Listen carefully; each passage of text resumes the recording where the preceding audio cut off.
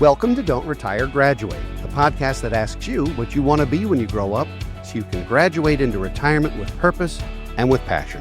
I'm your host and valedictorian, Eric Brotman, and this is the 6th season of our show. Every other Thursday, we'll be bringing you interviews with amazing guests, and on alternating weeks, we're hosting our Diary of a Financial Advisor segment, where we interview financial advisors about their professional journeys and their passion for helping others succeed. Please take a moment to subscribe so you never miss an episode. Today, I'm pleased to be joined by Steve Spiro. Steve launched his first company in advertising right after college. A 4th-degree black belt in karate and a 1st-degree black belt in jiu-jitsu, Steve also owned his own karate studio. He attributes much of his success to the discipline, work ethic, integrity, and resilience he developed through martial arts. When the economy shifted, Steve transitioned from advertising into sales, a surprising path for an introvert with an art school background. Despite his challenges, he mastered the art of connection, becoming a top sales performer. Now known as the Master Connector, with over 30,000 LinkedIn connections, Steve hosts the Master Connector Show, a LinkedIn live broadcast. As a published author and an inspirational speaker, Steve empowers introverts to break barriers, connect authentically, and lead with selflessness. Steve, welcome to Don't Retire, Graduate. Well, I appreciate that. And yeah, it's a mouthful. I appreciate that, the introduction. That was one of the tougher introductions I've ever had to do. So I appreciate you making this extrovert work as hard as you did. Steve, you and I had a very cool conversation some time ago, and I knew you had to be on this show because one of the things I think that we talk about is how folks, when they look at retirement, need to reinvent themselves. And you've gone through a couple of cycles of reinvention and have been wildly out of your shell. So why don't you share your story with our audience, and then we'll talk about how folks can take some of that into their own lives. No, I appreciate it. And what's going on, everyone? Steve Spiro, the Master Connector, coming at you live and direct. And I just see that as it's sort of a signature. But yeah, it's crazy. I mean, introvert, grew up picked on, bullied, learning disabled, dyslexic. My parents were good, hardworking folks. My dad owned a liquor store, dissuading me from going into that. So I wound up going into, as you mentioned, into advertising marketing. Also has a parallel to that, started training the martial arts. So I have a couple black belts. I was taught hard work is the key to success, and certainly did that. I was working a lot of hours, and eventually, and did very well in the advertising world. But eventually, I met a gentleman who challenged me. He's a very successful entrepreneur, and he said, "Steve, I understand, you're an introvert, but you need to meet 3 strangers every day. And that, for an introvert, that's ridiculous. But I did it, still do it to this day. It stretches me, and eventually started amassing a network. And eventually I was able to, when the economy tanked, I was ready to pivot into like you said, the sales world. I did many years of hardcore door-to-door type sales. And eventually grew a massive network. I've been asked to speak, and now an inspirational speaker and a live broadcaster and also a unpublished author. Mom could be proud of me now, So it's been a while. It's been a wild journey for sure. Well, I'm a wild extrovert, and I still don't want anything to do with door-to-door sales. I stopped doing that as a teenager when I was selling greeting cards in our neighborhood, truly. Crazy. That's a dreadful, dreadful gig, at least for me. Yeah. Now, when we talk about connections, there's lots of different kinds of connections between people, some more natural than others, some more professional, some more personal. Sure. I think the master connector before you, if there was one before you, was Dale Carnegie. When he wrote How to Win Friends and Influence People, Sure. and he was really a master, I think, at how people communicate and how people Sure. get together. But his world was not a digital one. Yep. And to translate some of the things that he espoused to a digital world, they actually tried to publish a digital edition of his book. And I don't know how well it actually translated, because it is a different world. How are you creating real connections in a world that is so often sound bites and screen time rather than shaking hands and breaking bread? Yeah, it's very true. And, that's a big part of what I speak about on stages, which is breaking barriers to create real human connection in this digital era. Because to your point, the screen has created a barrier. It's disconnected us. So how do you break that barrier? And so some of the things I speak about is being authentic, being others focused, having grit, and building community and growing connections. And we could break each one of those down. But a big one, what happened for me was, especially in the thick of COVID, different and different, for different people around the country. But in the Northeast, it was lockdown time. And again, I was challenged to meet strangers out and about in the real community. And that was hard enough as it was. But now you put a mask on, it was impossible. So I was like, okay, I'm going to shift. And I had already been starting to do some networking through LinkedIn and so forth. And so I started to get on. I think it was averaging about 7 Zoom calls a day, especially during the week on LinkedIn, through LinkedIn, connections. Mhm. And I started to craft my story. And in that story, I started to become vulnerable. I shared about being dyslexic, being bullied, and some of those challenges and shortcomings, and learned how to make fun of myself. And as I became authentic and vulnerable, the walls started to come down.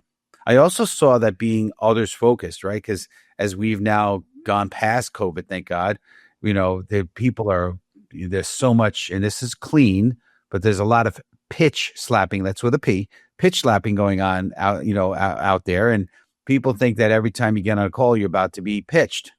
And so I'm others focused. I speak on how to be others focused, and great author is Bob Berg and John David Mann, the book The Go-Giver. And actually had Bob Berg, was blessed to have Bob Berg on our show. And he speaks on how to be a go-giver and being others focused, and that's refreshing. And at the end of every conversation, I'm always offering 3 or 4 or 5 things that I could do with no agenda. It's not quid pro quo. It's like, okay, here's some things I could offer you just because out of the goodness of my heart. And so through doing those few things, I found, there it is. And I found that the walls came down. The connection became powerful.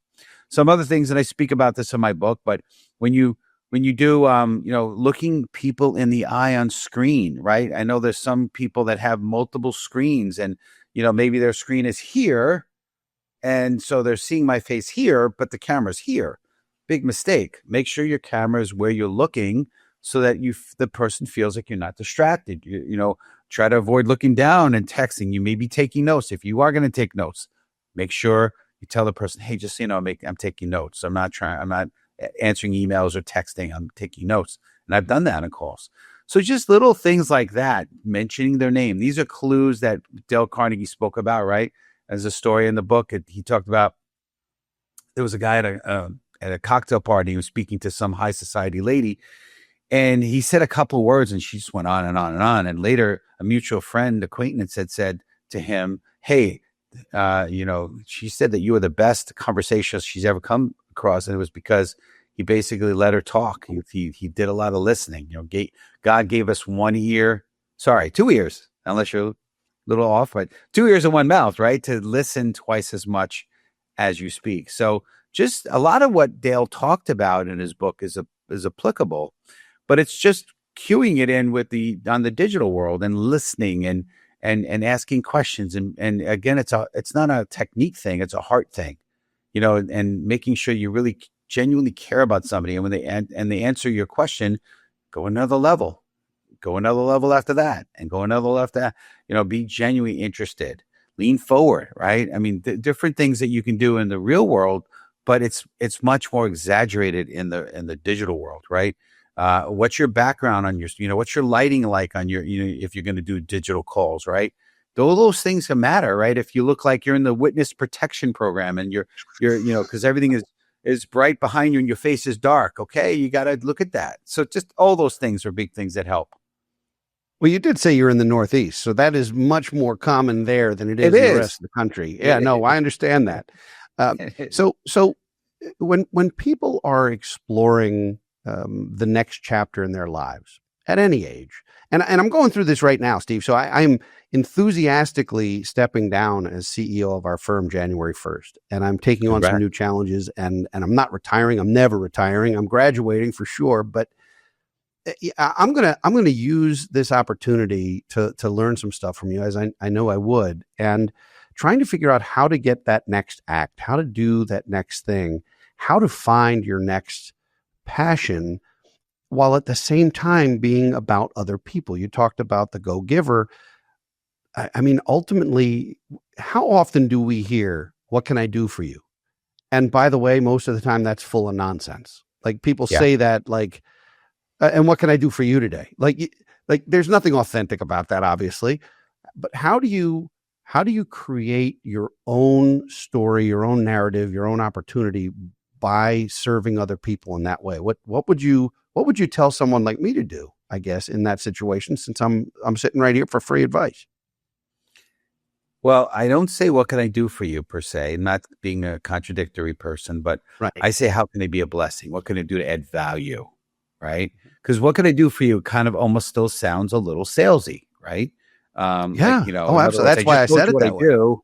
Yeah. Yeah. Yeah. So I Yeah. would say those other things and be ready. You know, I built a very massive network, 300,000. That'd be nice. 30,000 LinkedIn connections, and the followers are at the same number and growing. And I think the reason is, number one, because I've had this mentality, but I also like to leverage. There you go. Appreciate that. I like to leverage my network as a value. Like, and I don't mean it in a manipulative way. It's like I offer up, you know, often if I speak with you and I feel good about you and you feel good about me, I'll say, hey, put a list of 6 names together where I can make some introductions, because I've curated this incredible community and I feel like it's a blessing. And it's funny because when I do make intros, often I'll hear from the person, even if I've never, because I know if you're thinking to yourself, well, has he spoken to all 30,000 people? And, you know, I know that there's people that are out there. I'm only going to connect with people I know. Okay, you could believe that, and that's fine.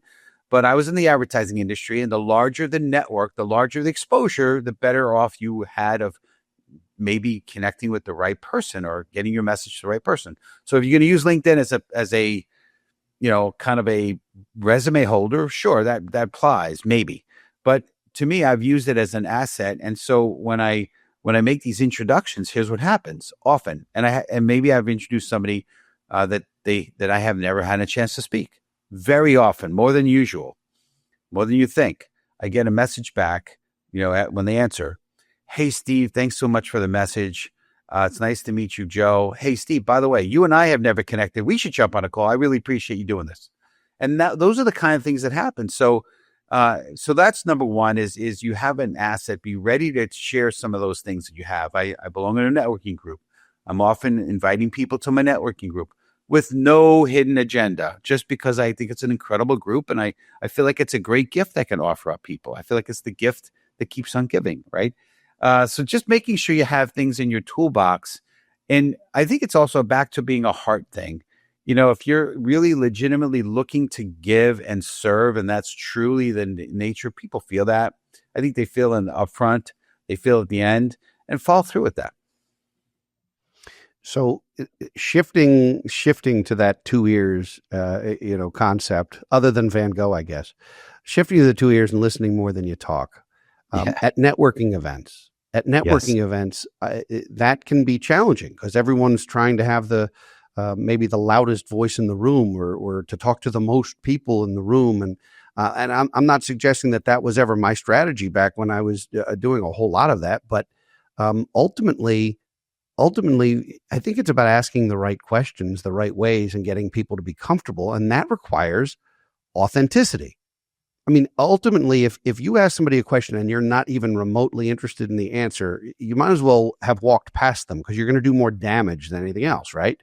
You have to be legitimately interested in the answer and ready to be active, responsive, and hopefully additive to whatever it is that they say. What's a good way to learn how to do that? Is this trial and error? Well, yeah, definitely get out there. The more you get out there, the better. I'll say this, you know, I have a slightly different school of thought than some other folks. I am the guy that goes out to networking groups in the real world as often as I can. And I do look to grab as many cards as I can. Now, I'm not trying to give out as much cards as I can. I'm looking to grab cards. And I'm not trying to spend, you know, the whole night getting to know one person. I think some people look at that as a kind of a crutch or a cop out, to be honest with you. You're there to network. And I know there's no way I'm going to create a relationship in a 5-minute conversation. It's not possible. But I can create a mini relationship. And here's what I'll do when I get in front of somebody, whether it's in a networking group or, listen, I'm meeting 3 strangers every day. The world is my networking group, okay? My networking community, right? Mm-hmm. And so I'm out there. And so I'll ask a question, some kind of icebreaker. This is my formula for meeting strangers. I'm giving it to you no charge, okay? Because I'm a go-giver, right? But here it is. So you break the ice. And again, that could apply at a networking event. It's easier because people are there to meet people. But hey, nice suit or whatever. Hey, what's your connection to this group here or whatever it is, icebreaker. Where you're from, what do you do? And we should stay in touch. That's my connect. And by the way, the icebreaker could lead 6 or 8 or 10 levels deep. Also, how do you know them? And, how did you, you can go over and over and over again. Again, it's asking questions. Second is where you're from. And, that could go layers and layers deep, right? I'm in North Carolina. I was just on a Zoom call with just a person just before this. He told me he moved from Jersey to Virginia and now he's in the Carolinas. He's in Charleston. Why did you move down? You can go, was it a lady? You moved for taxes. That's why taxes. Yeah, it's exactly right. Yeah. Yes. But yeah, and multiple directions. And then, what do you do? And that can go again on many, many layers. And then we should stay in touch. And if, be ready, if they do ask you a question like, well, what do you do? Okay, be ready. But it's interesting. I like to go when I can as, partner to networking events, because I think I learned this years ago. It's really cool because you can actually, when you're there, I could talk. You need to meet my buddy Bill because he's a great, I could talk highly about Bill and Bill could talk highly about me. So I went with a guy named Tyler, great guy, great young man. So we actually went to a networking event that had a speakers in the front of it. So we went to speak to one of the speakers and introduce ourselves. Well, Tyler proceeded to introduce himself and they asked him what he did. And 20 minutes later, he was still talking. And later on the next day, I told him, hey, I don't recommend that, so be ready with like literally 20 seconds, but bring the focus back on them. Don't make it your opportunity to pitch them.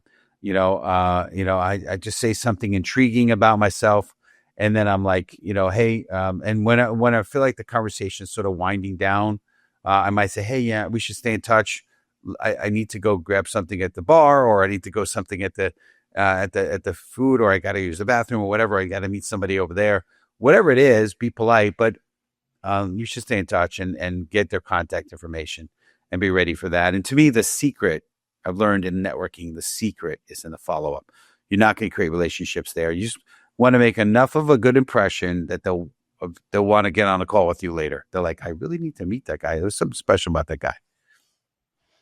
So for some people, the idea of small talk, which, ultimately meeting strangers and having small talk is right up there with public speaking and a root canal in terms of what some people want to do. And it sounds like you were one of those guys at some point. For people who want to start a new business or a new service or a new entity, or just they move to a new neighborhood and they want to ingratiate themselves in the community or whatever it is, particularly for folks who have been doing it a certain way for a long time. I mean, one of the things that scares folks about retirement, this concept of retirement is, well, I had my group because I showed up every day and I knew everybody at work and we were friendly and we hung out afterwards, and I'm losing my adult communication and my networking and all these things.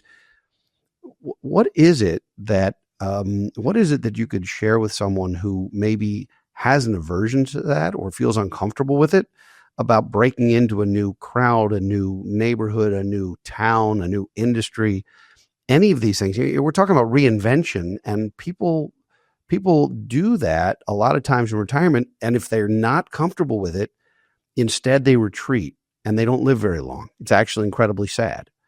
So how do we get folks to feel more comfortable, more confident, and maybe more proactive in creating something new for themselves instead of disappearing? There's a lot in what you just said, but I'm going to take hopefully this will help answer some of the questions and add value to your community. So number one, it's important to, I've learned that danger, my motto is there's danger in the comfort zone. So I've learned that, I could sit, I'm in the gym 4 or 5 times a week. Do I like going to the gym? I like the results. I like when I feel afterwards, but I have to push myself every day. I'd rather sit in front of my TV and eat chunky monkey ice cream, and eat a whole pint of ice cream. Actually, it's Haagen-Dazs Butter Pecan is my favorite flavor, right? I could eat a whole pint, although I don't know if it's a pint anymore. It seems smaller. Maybe it's a pint. I don't know, but anyway, I'll eat a whole thing of it. And it feels good while I'm doing it, but it feels so bad afterwards. And so to me, meeting people, stepping out of comfort zone, same thing, right? It's like, it feels comfortable when you're not doing it, but afterwards I'm like, I feel like kind of crappy. Like when I've been isolated to my house for a day or more, I'm like, I feel funny. So just get out there. So the good news is, if you're in a new community, it's a great opportunity. Hey, I'm thinking about a gym. You have a good gym. You could break the ice with things like that. I just moved to the area. You know, of a good restaurant. You know, of a good gym. You know, like that kind of thing, right? I mean, there's so many opportunities. Way easier when you're not from the area to make new friends. You know, find some networking groups and go meet people. And maybe prior to that, if there's virtual networking groups that are regionally based, you can go to those networking groups in advance to moving and start making connections with people that are local of where you're moving to start making those connections. So, I mean, I think it's a lot easier. I'll say this one thing. I love books. I'm dyslexic, so thank God for Audible. But one of the great books that I've recently come across is The Introverts' Edge to Networking. I think his name is Pollard, Matthew Pollard. He's from Australia. Super, super interesting book. And he says that introverts have an actual edge to networking. So if you're not comfortable, you're in a good advantage. And here's why. Because introverts like to observe, like to listen. They don't like to talk. You're in a great place. Because that's not, the success is not who's the loudest in the room, who's working there. No, it's just, being there. Now you got to break the ice, but ask questions. And I've learned a lot by asking questions. Oh, so you like pickleball? Well, so tell me what you like about it. And I'm thinking about pickleball. Like what, do I need a special outfit? Do I need like you could ask all sorts of questions to get them talking and about something they're passionate about. And by the way, the more they talk, the more they like you, like we spoke about. So I think it's easier if you're in a position where you're a little bit uncomfortable to do this. And there's that book. There it is. Great book. Audible version, by the way. So my challenge is now we're doing this interview midday. I haven't had lunch yet, and I'm thinking about Haagen-Dazs butter pecan. There you go. To be honest, for better or for worse. And I am going to the gym this afternoon, and I'd rather be on my couch with Haagen-Dazs butter pecan. So that makes perfect sense. I completely get it. So let's talk about folks who are maybe starting a new business, entrepreneurs, or just getting started, new industry. These are folks who they worked for the state or municipality, or they worked as an engineer or a lawyer or whatever they did. And now they want to open a cafe or start a business, a travel business or a dog walking service or whatever the heck it is at a later point in life. How do you suggest that those folks get started? And I obviously you have an advertising and marketing background, and I don't mean how do you set up a website. I mean, how do you create out of the ether? How do you create a new sort of a new aura for yourself, a new persona?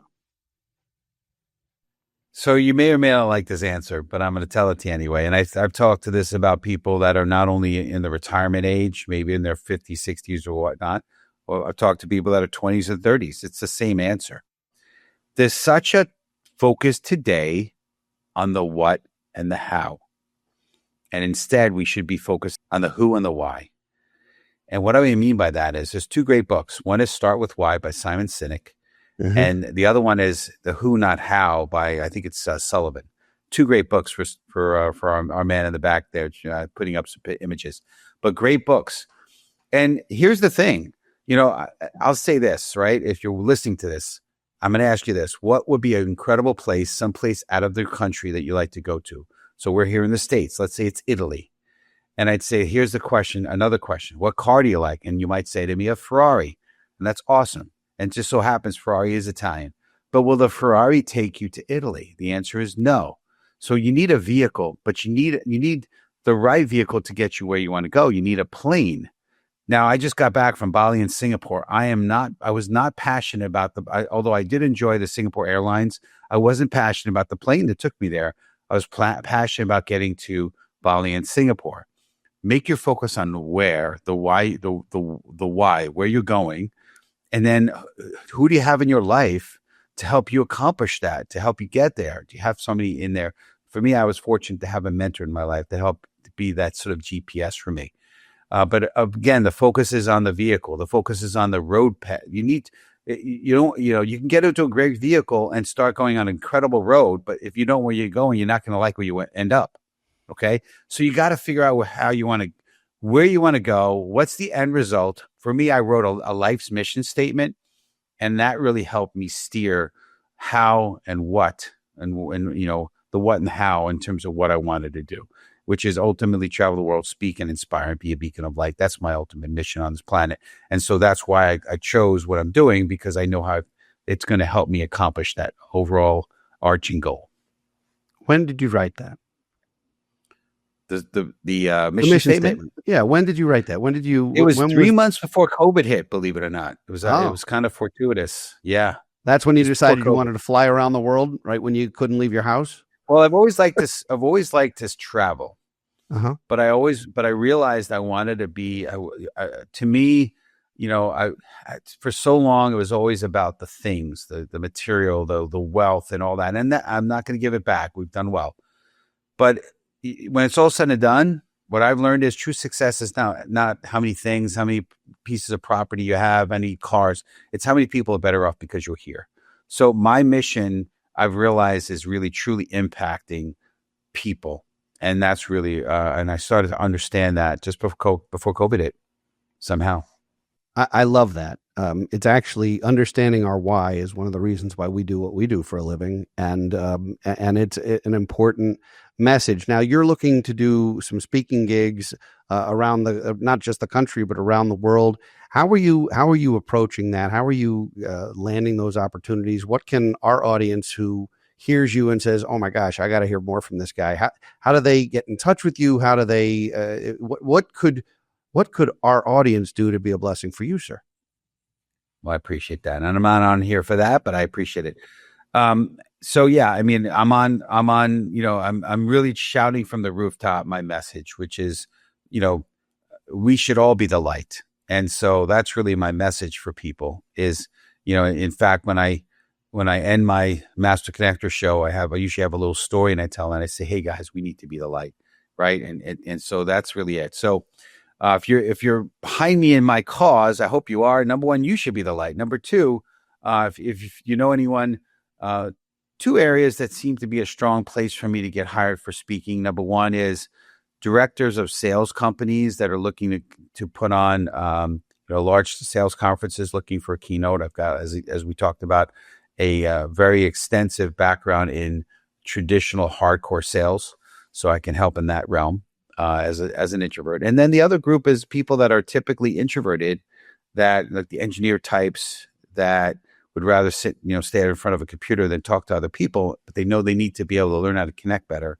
So so that would be another group.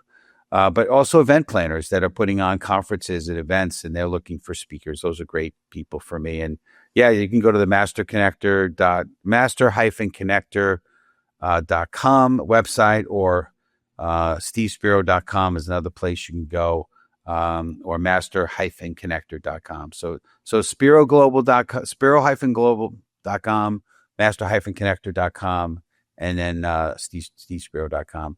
And then also, if you're interested in seeing our show, you can go to the masterconnector.show.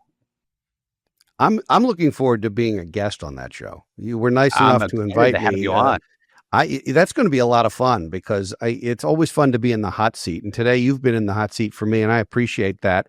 I have to ask you one very fundamental question. You're not allowed to get off my show without telling us what you want to be when you grow up. Superman. Really? Tell me more. Why Superman? No, it's funny because my wife, she calls me her Spiro hero. So I'm like a superhero. So, but it hasn't ever manifested, right? I think there was a part of me as a kid, I always wanted to be Superman. And I think it's all about, again, Superman was all about good, changing the world. He had superpowers. I have different kind of superpowers, but it's about really making an impact. And, we all have our kryptonite. So no one's perfect, but I would love to be Superman so we can, be a do-gooder around the world in a strong and powerful way. So that's it. I love that. I'm picturing you with an S on your chest and a cape right now, and no mask. S for Steve. Keep what you Steve got. Spiro. No, That's really good stuff. Thank you for coming on the show. Thank you for sharing some wisdom, some stories, some authenticity. Hopefully some folks who listen to this will not only check out your other content, but will follow back with you and look at your network, because it really is extraordinary. You're better than Kevin Bacon. People are 1 or 2 degrees of separation, not 6. So I would say that's a total win. So thanks for being on the show. I appreciate it. I appreciate your big time. Thank you again, Eric. I'd like to thank everyone for listening and watching today. If you enjoy our show, please be sure to share it with friends and family so they can join you on your journey to financial freedom. And please take a moment to leave a review and a rating on your favorite podcast platform. Those are priceless to us. We'll be back next week with another entry in our Diary of a Financial Advisor, and in 2 weeks with another engaging guest. For now, this is your host, Eric Brotman, reminding you, don't retire, graduate. Securities offered through Kestra Investment Services, LLC. Kestra IS. Member FINRA SIPC. Investment advisory services offered through Kestra Advisory Services, LLC. Kestra AS. An affiliate of Kestra IS. Kestra IS or Kestra AS are not affiliated with Brotman Financial or any other entity discussed.